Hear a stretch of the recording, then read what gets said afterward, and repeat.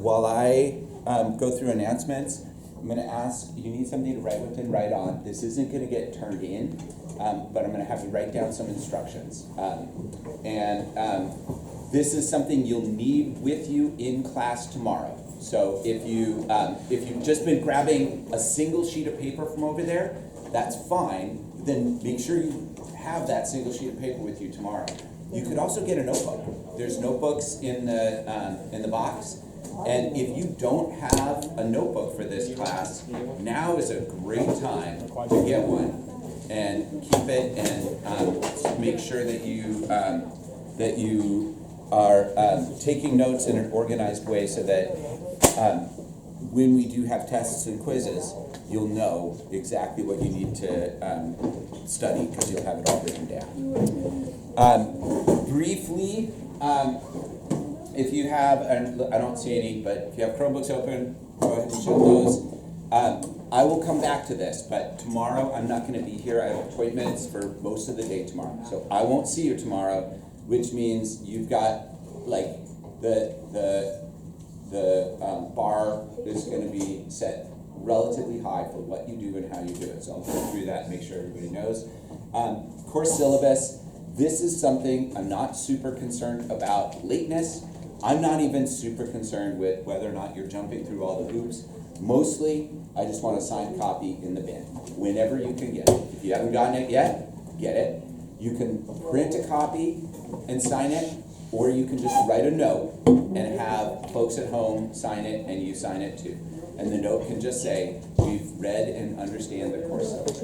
Okay. And then lastly, I want to remind you that when we have assignments in this class, some of you are going to find that you just can't get them all done. And I'm going to ask you to turn them in anyway, like the branching diagram. And in general, the way that's going to work is if you're using your class time really well, then you'll either get full credit on the assignment, even if you're not done, or if you don't get full credit, but you were using your class time, I will allow you to finish things outside of class and resubmit them. You're not redoing it, you're just finishing it. So any assignments where the score is at least partially determined by completion, you all have the capability of earning full points on them.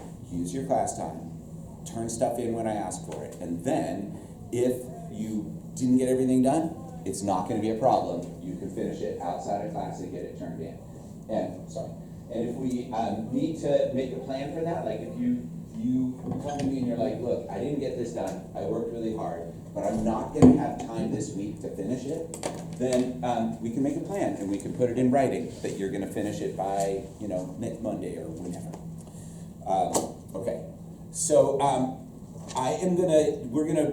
today is going to be kind of broken up into two parts.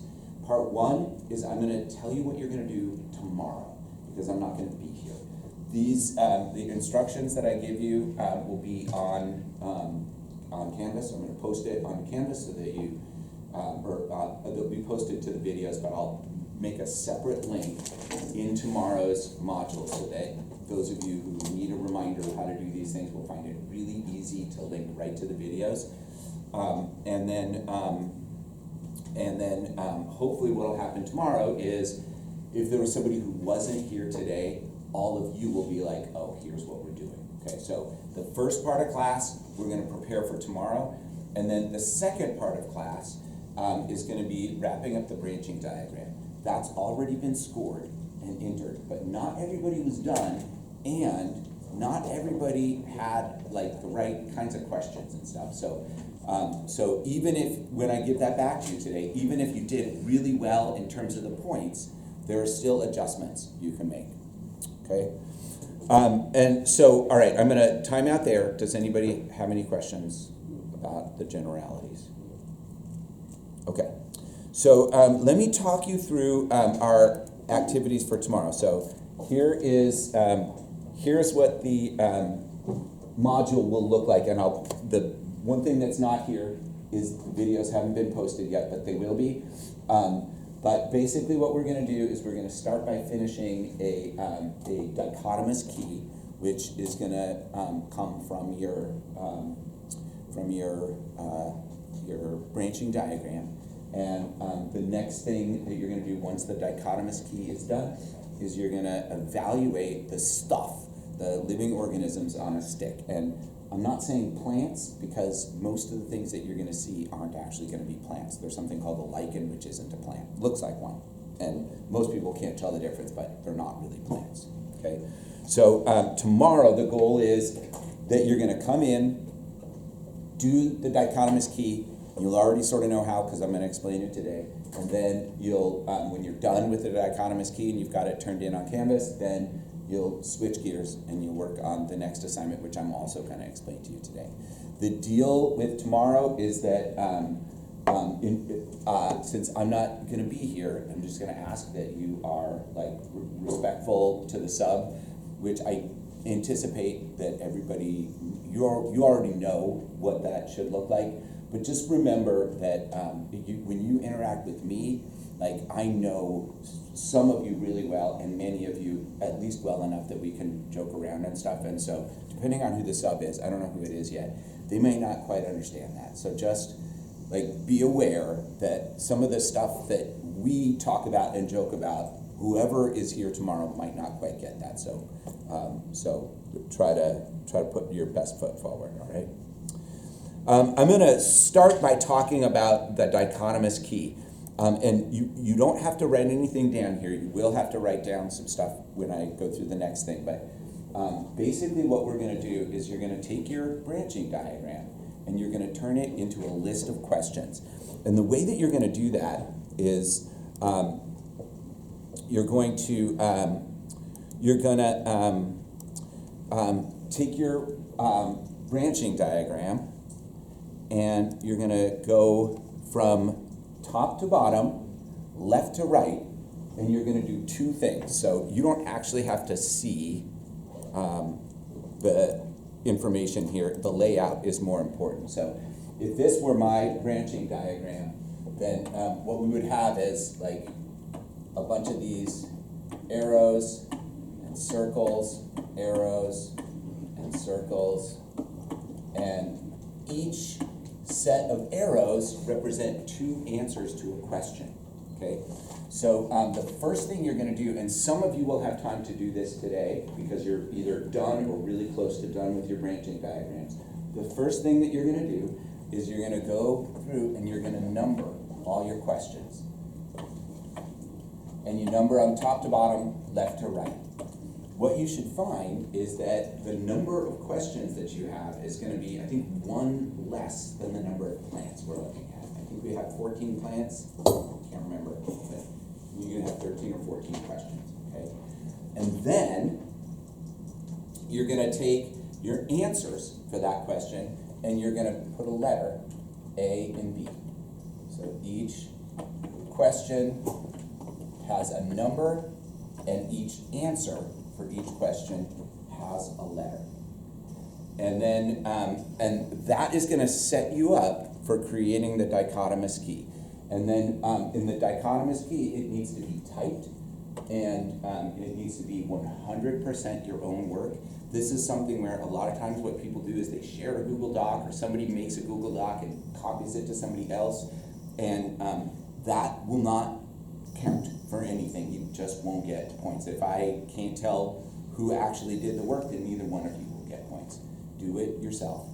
If you're starting from your own branching diagram, but you worked with a partner, then they'll be similar, but they're not gonna look identical. So they should not have identical formatting, identical words, identical everything, because then one of you did it and one of you didn't, okay? So when you type it up, what you do is you start with the question. So you'll put the number associated with the question, and then you type the question. Are there visible seeds or reproductive parts?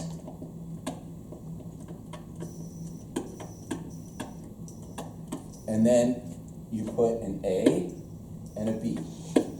And for each A and B, you're either gonna direct to another question. So in this case, A goes right to question 2. So I would just write go to question 2. But B directs to question 3. So B would be go to question 3. And then let's say for question 2, let's say that this was actually a plant. Like let's say that this was Ulmus rubra. No, Ulmus, it's not Ulmus rubra. It's, what's our Ulmus? It's the white alder, Ulmus. I'm going to just say Ulmus rubra because I can't remember.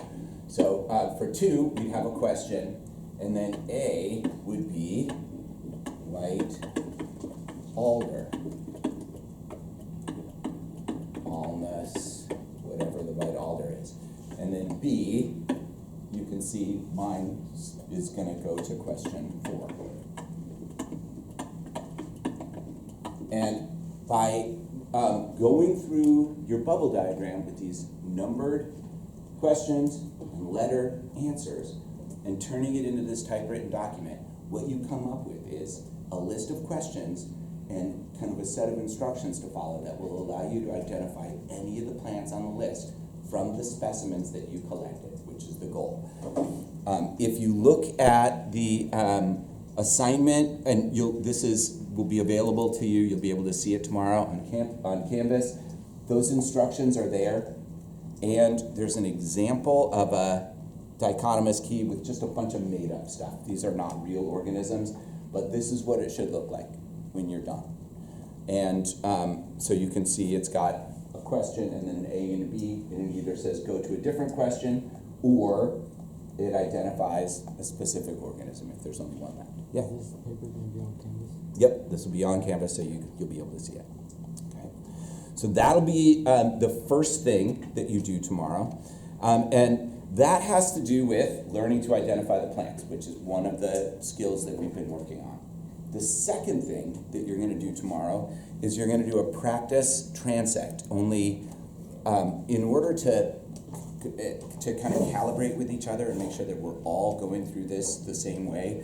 We're, instead of going outside and setting up a measuring tape and walking along the measuring tape, we're just going to do it inside with some sticks first. And I'm going to show you how to do that today, and then when I'm done, you'll have a chance to collect the stick, so we'll make sure that everybody has a decent stick for use in class tomorrow. And then tomorrow, you'll practice this technique on at least 2 or 3 different sticks working in partners, all right? So this is the place where you should take some notes. So I'm gonna just have you write down these instructions. This will be on Canvas as well, but it'll be easier for you if you have it written down in your notes, because then you'll be able to follow along. So what we're gonna do is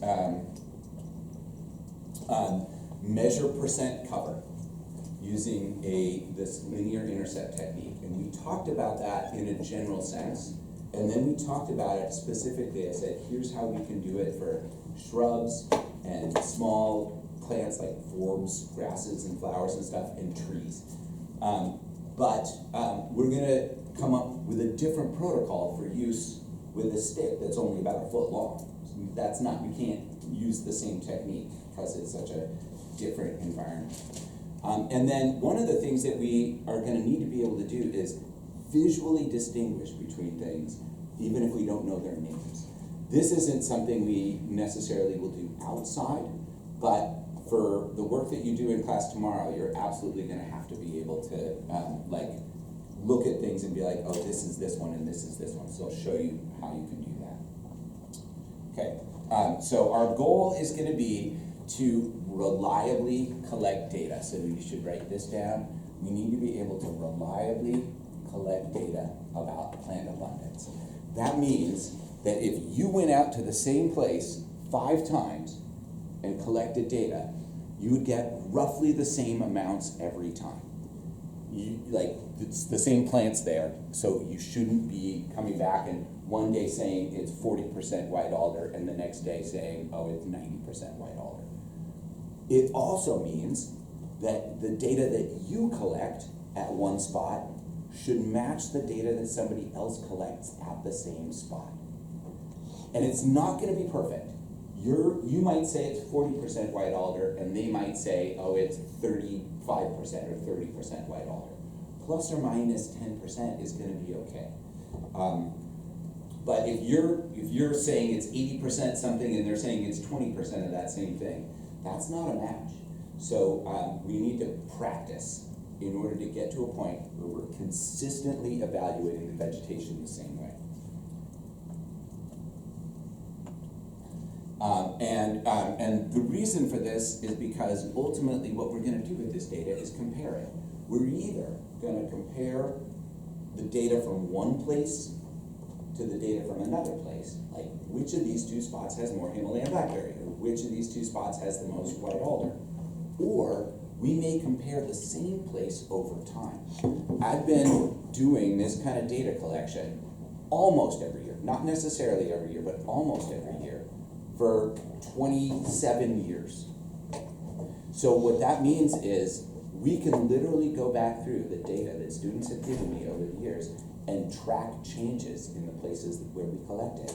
And that ends up being really important because there are a lot of people who care about stuff like that. Not just scientists, but people who are like farmers and people who are interested in looking at water levels and things like that. All of that stuff ends up being really important. Okay, and then we need to change what we do depending on what we're looking at. So we had a pretty rough protocol for looking at small plants, looking at shrubs, and looking at trees. But for today, we're going to come up with a system for looking at just one branch and looking at the stuff that's on that branch.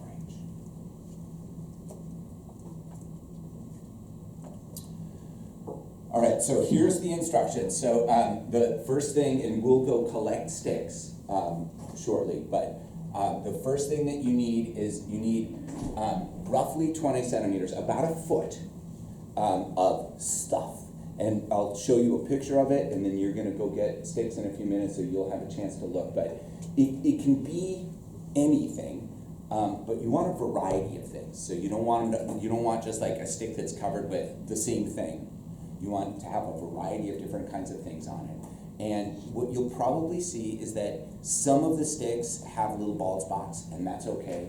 You don't want one where it's like a little patch of something and then a bunch of bare stick and then a little patch of something else. Not because that's not reflective of reality, but because that's not a good opportunity to practice our technique. Okay, and then what you'll do is you're gonna take a ruler, and we all need to use centimeters for this, and the rulers they're here. We have them in the classroom somewhere in one of the, I think Mr. Barron might have grabbed them. So I'll make sure that they're here for tomorrow, but they're just in one of those milk jugs with the top cut off. And so just make sure that you're using the centimeter side. And then you'll go along the stick and you'll measure the length of each little patch of organisms and write it down. And when you write down the organism, you're not going to know the name. So you're going to have to give it a like a description, and I'll show you what you'll see me do this right now. I'm going to give you an example. You'll see how I do it. And you could do it the same way. Or if you have another way of doing it, that's fine. If you happen to know what some of them are, you can write down the actual name. But you're just going to go along that 20 centimeter section and say, oh, this is this long, okay, and now this organism is this much, and then there's some bare spots, and then there's this much, and then there's this much. And there's a couple of little rules that go along with this. One is that sometimes you have an overlap. Sometimes you have like one thing that's growing here and then one thing that kind of grows over the top of it. So we can deal with that any way we want, but let's all decide right now that we're just going to look at whatever's on top. And if you come across bald spots, just label it as none. So when you're done, you should have a total of 20 centimeters of data collected. Some of those are gonna be like a mossy looking plant, and some of them is gonna be like green thing that looks like a leaf, and some of it is just gonna be none. We're gonna estimate to a certain degree, because making these kinds of measurements isn't exact. So probably what'll happen is when it's all said and done, you're not gonna add up to perfectly 20. You might add up to 18, or you might even add up to more than 20, which seems weird, because it seems like, well, how can that be accurate? And the answer is, if we're only off by a couple centimeters with our estimation, it won't make that much difference in the end. It seems like it would, but it doesn't really.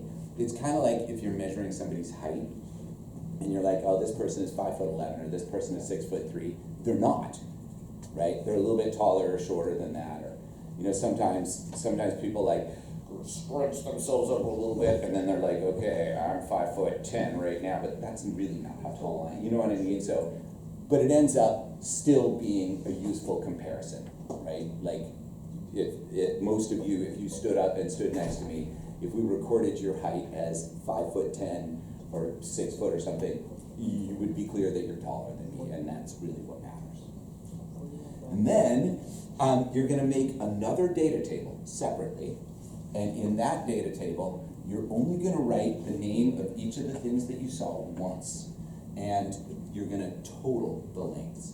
So if you saw a little patch of dark green fuzzy stuff and another little patch of dark green fuzzy stuff, you add those two together and you put that into your second data table, and that is what you're going to use to calculate the percent.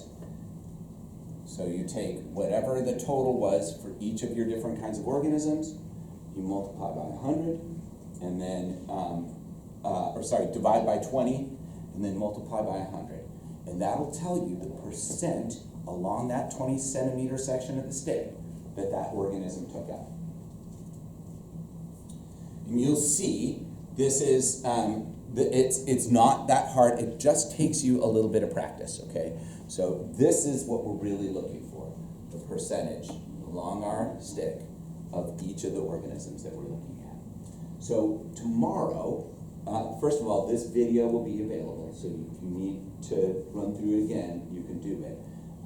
The document that I've posted along with this, there's a set of instructions that matches up with this picture that I'm about to show you. So I'm gonna show you how to do it, and then tomorrow you'll be able to see that, I also did it using the document. And the pictures, it's the same branch, but it's a little bit more visible in the document than it is here, so the numbers aren't going to match up perfectly, and what you'll see is that's okay. What I'm about to do right now, what you'll see is it's pretty close to what's in the document that you'll see tomorrow. All right, so here's how we do it. So you don't have to write this part down. This is just a demonstration. These instructions over here are the ones that you just wrote. So I'm just going to go through it so that you can see, and I'm not going to do the whole thing. I'll just do like the first 11 centimeters or so, okay? So this is what your stick should look like. See how there's all sorts of things on it, and they're all like different, darker green, lighter green, fuzzy, leafy. This is what you want. This is your target. And this stick, the whole thing was maybe 35 centimeters long, so that's like this long. You don't want it any bigger than that. Don't come back with a stick that's any bigger than that, because then it's just big and takes up too much room in the class. Just get something like this big. At least 20 centimeters is what you want, okay? And then you measure the length of each of the things that you see. Now, you can move your ruler along the plant until you've looked at 20 centimeters of it. I'm gonna just leave my plant here, and I'm going to look at the various sections. I would stop when I get to 20, but I'm not going to get that far today because you don't need me to go through the whole thing. But I'll go to about here so you see how I do it. So the first thing is this one right here. It's kind of light green and sort of stringy, fuzzy, right? And I don't know what it is, so I'm just going to call it light green. Fuzzy.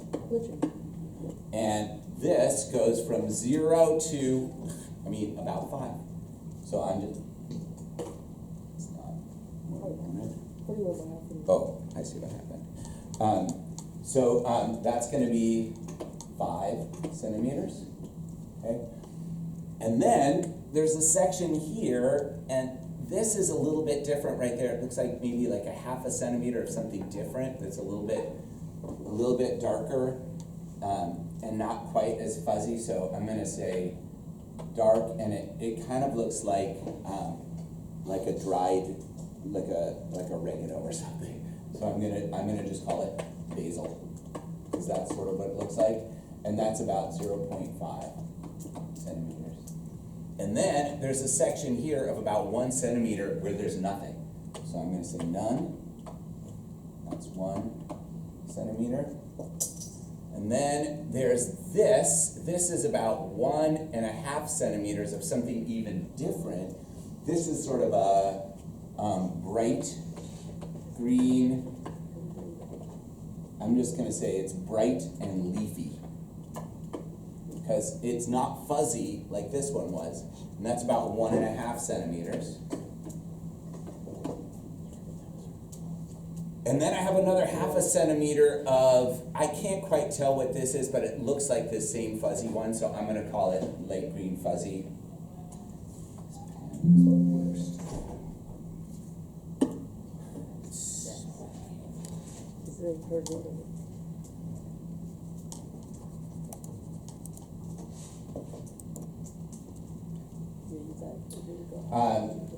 So I'm going to call this a light green fuzzy again, and that's only about 0.5 centimeter, so 0.5 centimeters. And then I have another centimeter here of nothing, so I'm just going to say none, and that's 1 centimeter. And then we'll just do just this last little bit. This looks like about 0.5 centimeter of the light green fuzzy. Emotion there.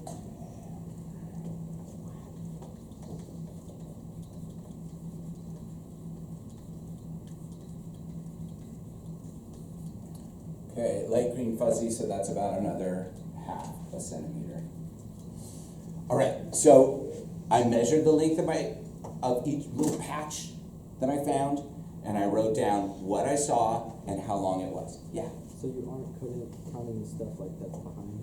No, just right along the ruler. Yep, good call. Yeah, and that's because what we're doing is this is a linear transect. So it's just like when we're outside, we're walking along a line and we're only looking at the things that are along that line. Okay. The next thing I'm going to do is I'm going to make another data table. Only this data table, I'm going to add things together. So I have light green fuzzy here and here and here. So I'm going to have one entry for light green fuzzy. And then I have dark basil. And then I have none. And I have another none there. And then I have bright leafy. So these are all the different ones that I saw. And now I need to add them together. And I'm going to do it in my head, but you all can use a calculator if you want. So the light green fuzzy, I have 5 centimeters, and then another 0.5 centimeter, so that's 5.5, and then another 0.5 centimeter, so that's 6. So I had 6. The dark basil, I only had 0.5. None, I had 1 centimeter here, and then another 1 centimeter here, so that's 2. And then the bright leafy one, I had 1.5 centimeters. And then I'm just going to do just a little bit of math. I'm going to take each of these lengths, I'm going to divide by 20.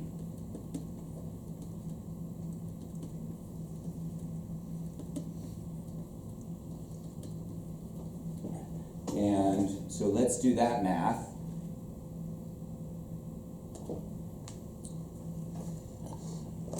So 6 divided by 20 is 0.3, and then I multiply that by 100, so 0.3 times 100 is 30. So this is 30%. This one is 0.5 divided by 20, that's 0.025, and I multiply that by 100, and I get 2.5, so this is 2.5%. And then I have 2 divided by 20, that's 0.1 times 100, that's 10%. And then I have 1.5 divided by 20, that's 0.075 times 100, and that's 7.5%.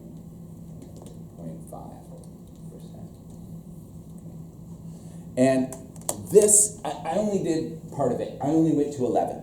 So this, you would keep going until you looked at 20 full centimeters on there. So if you did that with this picture, what you'd see is, first of all, there's another one here that shows up, so that's gonna be some of it, and then these percentages would change. But just for that first 11 centimeters or so, this is what we saw. Yeah? But you're only dividing by 20 because it's 20 centimeters? Yes, exactly. Yep, we're trying to find the percentage out of 20. Okay. So this is gonna be the second thing that you do tomorrow. And you gotta get the dichotomous key done first, all typed up with all the questions and the A and the B and all that. And then once you've gotten that done, you'll switch over and do this. So I'm gonna pause there for a second. Does anybody have any questions before we get to work today?